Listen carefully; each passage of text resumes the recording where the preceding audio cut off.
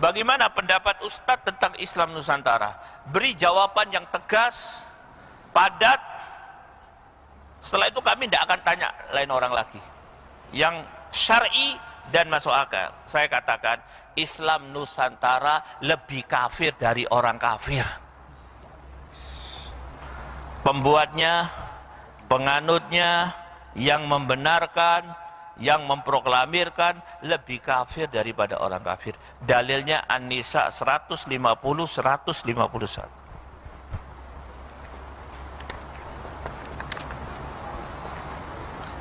Banyak maaf. Apa sebabnya ini? Inilah, tidak rusak agama ini kecuali dirusak oleh raja. Ya, raja. Yang paling banyak merusak agama ini raja. Rahib, ahli ibadah, akhbar atau rohban, ahbar, yaitu tokoh masyarakat. Ayat ini menjelaskan 3 ciri kafir haqqon.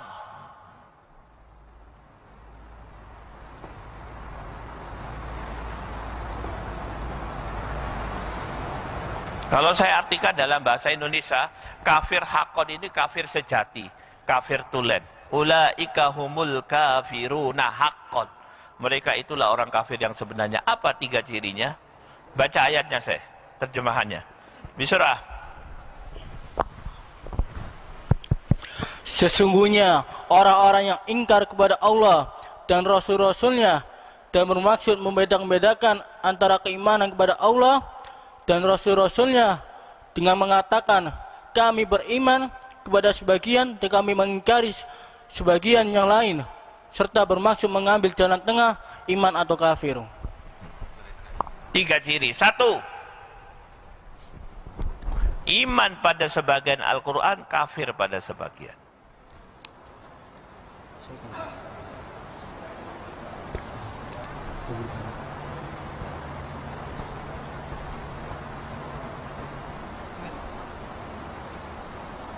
Dua, menerima Allah, tidak menerima Rasulullah. Terima Allah, tidak terima Rasulullah.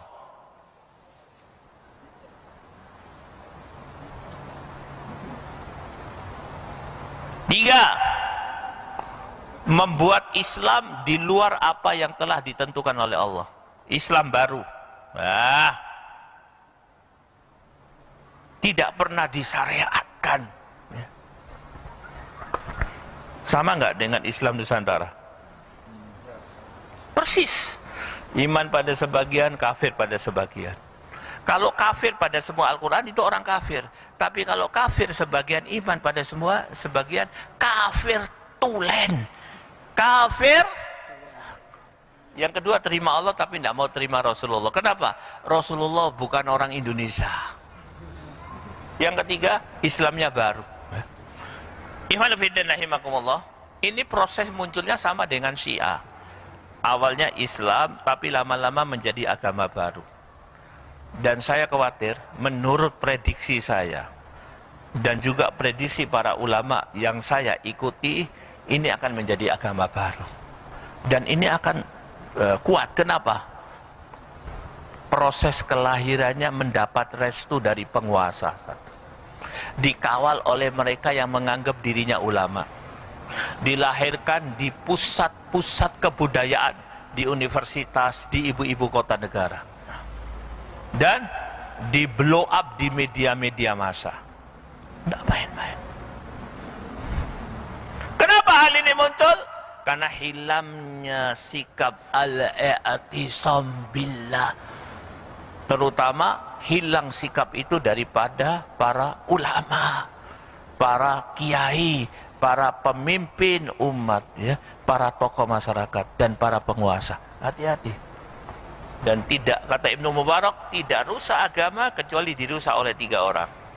Raja, pemimpin, rahib, ahli ibadah, dan tokoh masyarakat. Yang jelek, yang baik, enggak, ya. Hati-hati. Ini sebab karena tidak adanya i'tisam bis sunnah.